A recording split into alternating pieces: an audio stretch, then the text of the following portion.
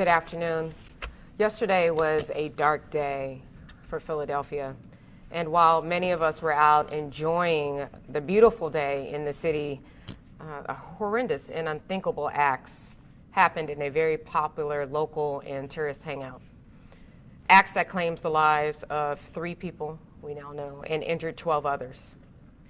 On Saturday, June 4th, 2022, at approximately 11:31 p.m., multiple Philadelphia police officers were stationed on South Street when they heard multiple gunshots coming from the area of 400 South Street.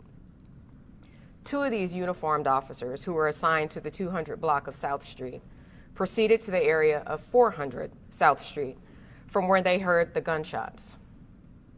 There, they observed several civilians suffering from gunshot wounds lying on the sidewalk and in the street.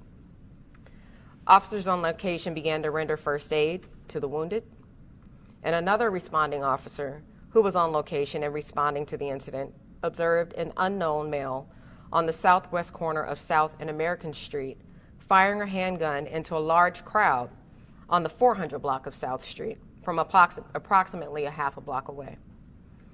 The officer drew his weapon and fired several times in the direction of the unknown male, we believe striking him.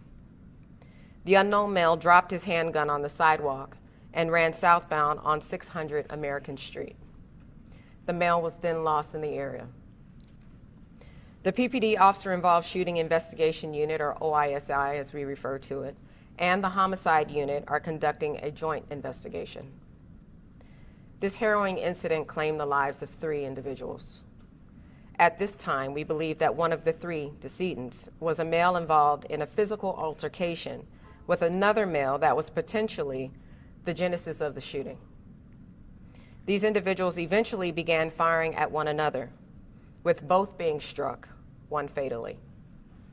We also believe that the 2 other decedents, as well as a number of other shooting victims, were uninvolved in the initial altercation and were innocent bystanders.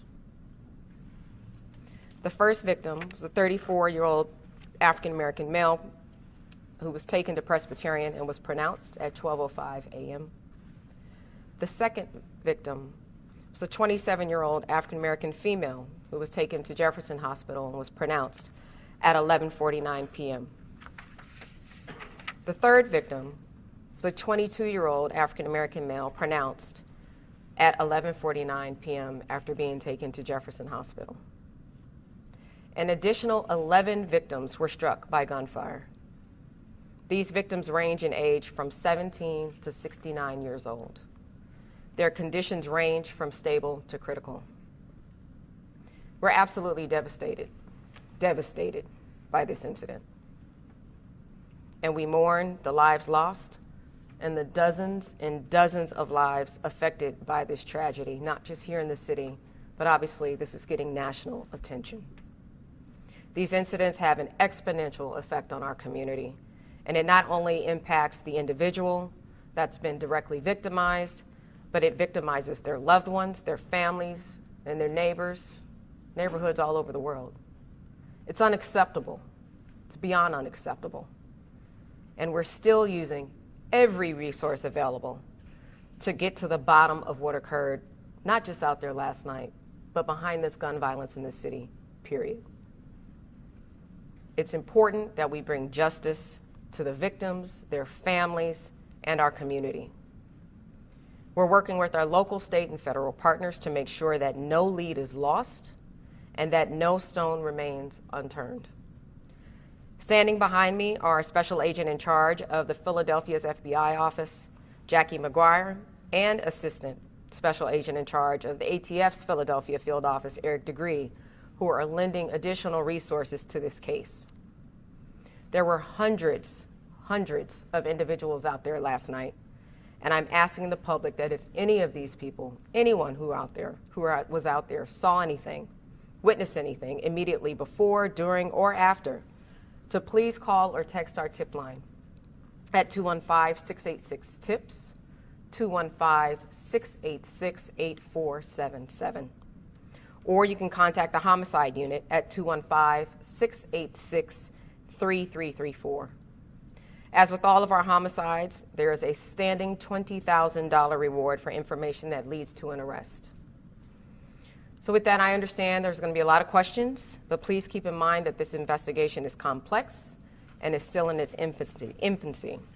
And we'll do our very best today to answer any questions that you may have, but we may be limited in what we can say. So with that, I will turn it over for any questions. So I have a couple questions about police response, because it's our understanding that there was intel received, I don't know, from the FBI that was given to police, that there were already two groups that were having issues with each other, a beef, if you will, on Instagram or some sort of social media. And because of that, police put more police officers in the afternoon in the area of South Street, knowing that this may lead to something to happen there. And so my question is, how many more officers were put on the street, say, compared to a normal Saturday, and what was their directive? Were they told to give disorderly conduct citations, some of those code violation citations to disperse crowds? Was any of that part of a directive? So I don't want to conflate the two. So there is a lot going on in the city, and at any given time, we are utilizing intelligence to make sure we get ahead of the next shooting. At this point, we don't know whether or not the altercation that took place was between a group of individuals or if this was tied to another group or affiliation. But nonetheless, we know that the weather was getting warmer, whether it's here or in other parts of the city. We did have, I'm not going to give you the exact number of officers, but we did beef up our presence there. And our directive, per the usual, is obviously you're the police, to be there, to be present, to not only, to be courteous, but to also enforce laws that are there. We're talking about hundreds and hundreds of people that were out there last night, and I'm actually happy that we were there where we were, because our officers were present to not only get immediate first aid or emergency care, but to also engage one of the active shooters that we saw out there. So I don't want to conflate the two and say that this was tied directly to feuding groups, because we don't know that yet. And just as a follow-up, though, so, I mean, there were hundreds of people there, but it wasn't a flash mob situation. From the video that we're seeing, and like you said, it's still early in the investigation. So my question is, though, it appears in a lot of those videos that it's officers watching. And so I'm wondering if there are any citations issued, if there are any disorderly conduct arrests prior to the shooting or after the shooting. I'll be happy to answer that. I don't have the answer to you for you right now, but we'll be happy to circle back and give you that answer. Over here and then over here. I know you don't have specific numbers on staffing, but anecdotally, was more police scheduled for this Saturday, given we had a concert in town relative to other summer Saturdays? Can you talk about that as a broad brushstroke to your approach heading into? Sure, and I mean, there's no secret. There's several events going on here in the city at one time, and as such, not just because of the weather, we had additional officers deployed, but specifically in that area. We know South is a popular area, not just for locals, but for tourists alike. So we're doing what we can and did what we could yesterday to bolster that. We're going to add on top of that, beginning tonight, bolstering the details that we have in that area, not just in South, but in the Penslanding area as well. So all of that to say, yes, our presence was heightened because of the multiple incidences, or not incidences, multiple events that was taking place here in the city. But again, in anticipation, just for more people being out and about. Thank you, Commissioner. Surveillance footage and police scanner audio indicate there was a separate shooting shortly after 11 p.m. at 4th and Bainbridge, about a block from the mass casualty shooting that we're talking about. Can you confirm that there was a second shooting and tell me whether they were related or not? So we don't know if the subsequent shootings, there were several shootings in that area. We don't know if they're connected. How many? You want to talk to that? Here. But we don't know if they're connected. Right now, what we know is there's a first shooting, so it's actually a first shooting around 4th and Bainbridge. All right? No one was struck by gunfire during that shooting that we know of at this point. That's being investigated now. Until we're able to scientifically match ballistics or look at video from there and compare it to the video from South Street, we have no idea. There's later on, probably about an hour later, there's another incident around 500 South Broad. Someone is struck by gunfire fatally. We don't know if that has anything to do with this. The one on 4th and Bainbridge, that's about an hour before the shooting that we're talking about. Yeah, about 30 minutes, maybe a little more than the shooting. That right now, that's preliminary, but that's from witnesses in the area. We have nothing to corroborate So that. what happens between the two shootings that are a block apart? What is the police response, and how is this allowed to? Well, they responded. They held that crime scene. Detectives from South Detectives responded to that scene. And while that was going on and officers were deployed there, we had the other incident which started on South Street. And so how many shooters are you looking for at this point? So we know ballistically that we had at least 5 different guns out there. All right? Now, that's not including the police officer that returned fire with somebody. So there's 5 different guns. We recovered 2.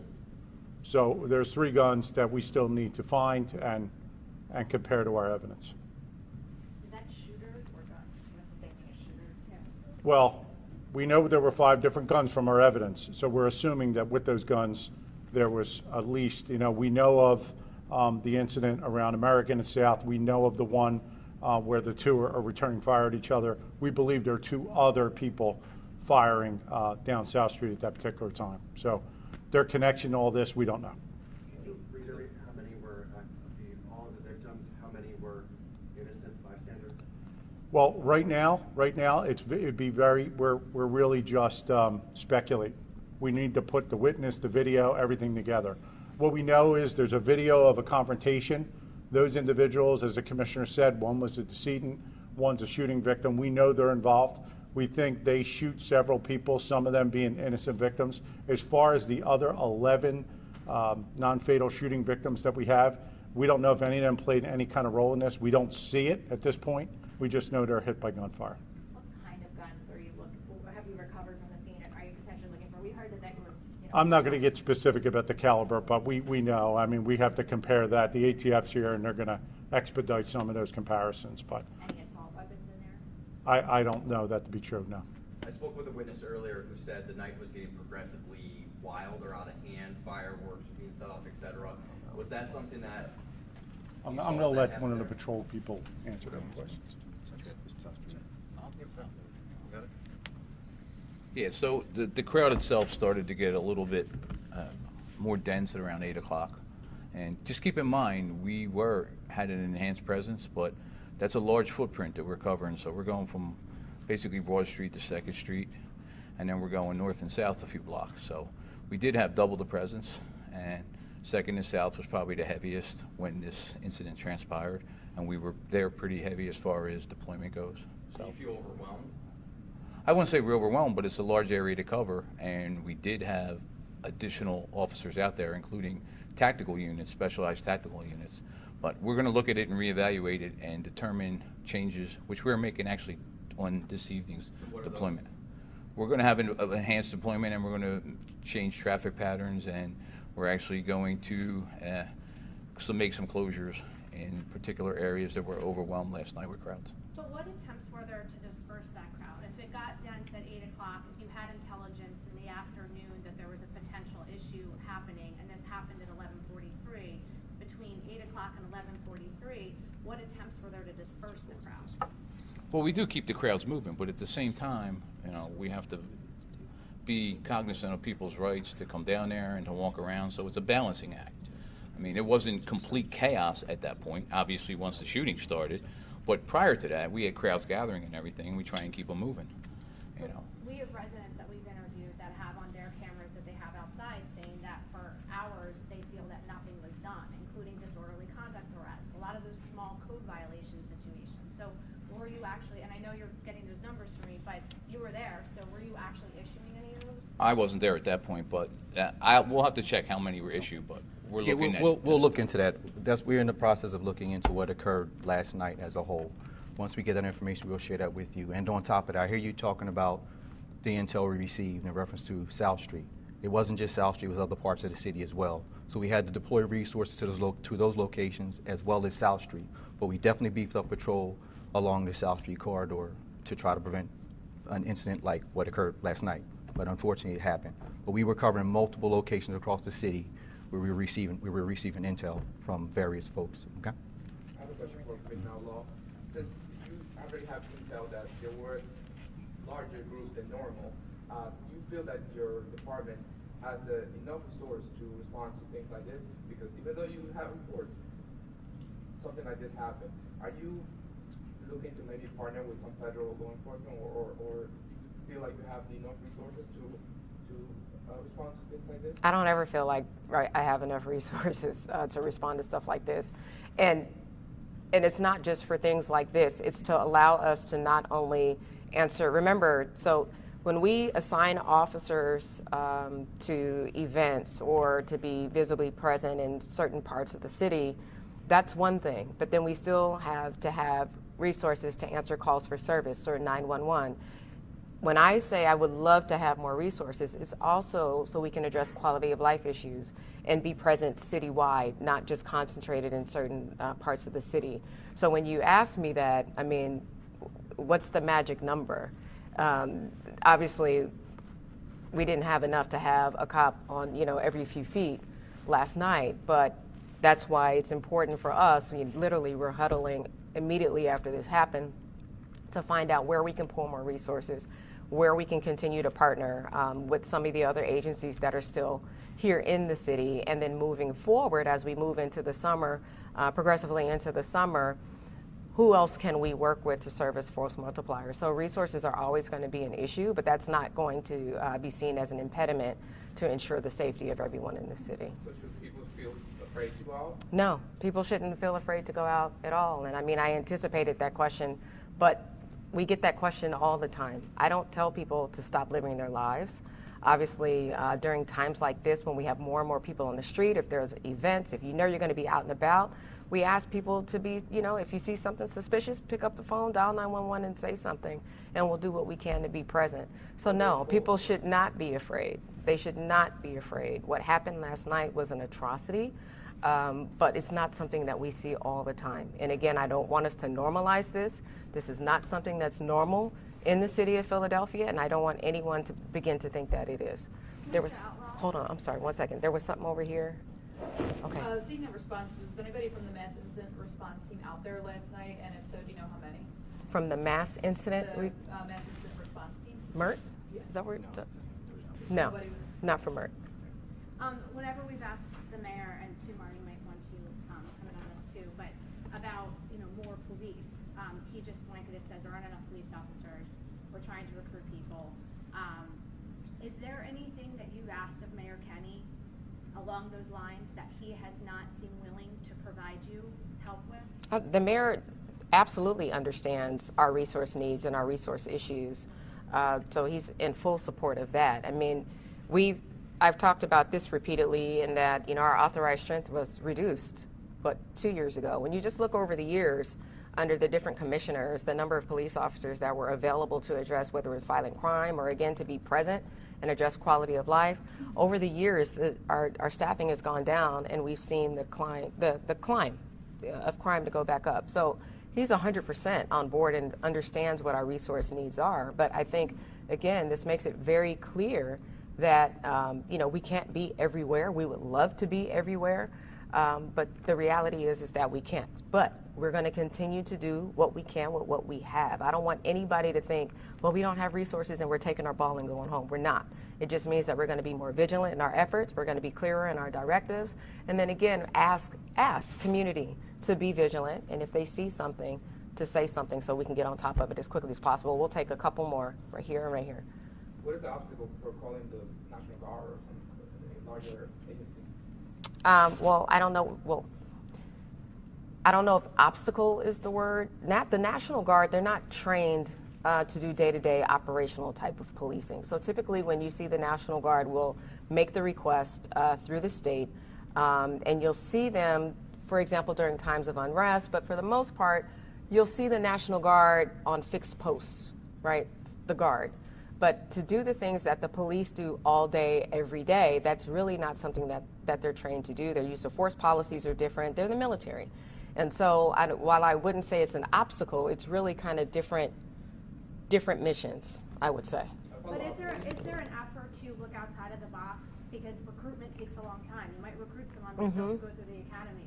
Is there an effort to think outside the box and maybe go to counties to retired detectives, retired police officers, so that way they can be Yes, there's deputized in quicker. there's That's there's been an ongoing effort, and I see you over here, so I haven't forgotten. You just jumped in, but there's been an ongoing effort. Well in advance, we knew the summer was coming.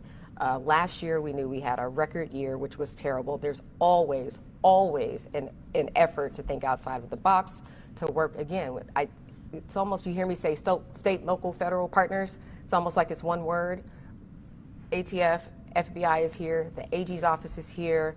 I mean, we leverage all of our relationships with our partners, but everyone, quite frankly, has resource issues. And so they've been sending us what they can for the period of times that we can. And, you know, it's important for us to utilize our voice and our seat at the table with this current administration as well, not in the city, but in Washington, to let them know what our resource needs are. The fact that, you know, we need the feds, I'm not going to speak for them, but, you know, the feds need more resources. So that's an ongoing conversation at all times, because we know even if miraculously our authorized strength gets, you know, reinstituted, we're not going to be able to hire all those people tomorrow. So we're constantly thinking about how we can leverage the relationships with our partners to make sure that we can still cover the same amount of ground that we have been in the past.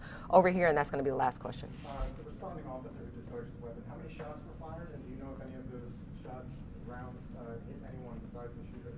So I won't give the exact number of rounds fired. We know that there were several. And again, it's still really early, but we believe at this point that he struck one of the shooters, and that's it at this point. Okay. Are you releasing the name at this point of the officer? Not yet. And just one last question about the timeline of that, because it's a very confusing. I know. Here. Just to confirm, maybe this is a question for patrol, but 11:04 we were shooting at 4th and Bainbridge. We have shortly before midnight we have the shooting incident on South Street erupt. There might have been multiple shootings that are occurring at the same time. That is unclear. Is that accurate? Go ahead. So we had the shooting incident at 4th and Bainbridge. No one was hit. That was about 35 to 40 minutes before the actual main shooting on South Street. So yes, officers had to respond to that. Officers had to guard that crime scene. But we still had the bulk of the deployment on South Street and then the other surrounding areas, going from 2nd and South to Broad and South. So. Okay, just confirming the total number of shooting incidents that we know of, though, in that area at that time.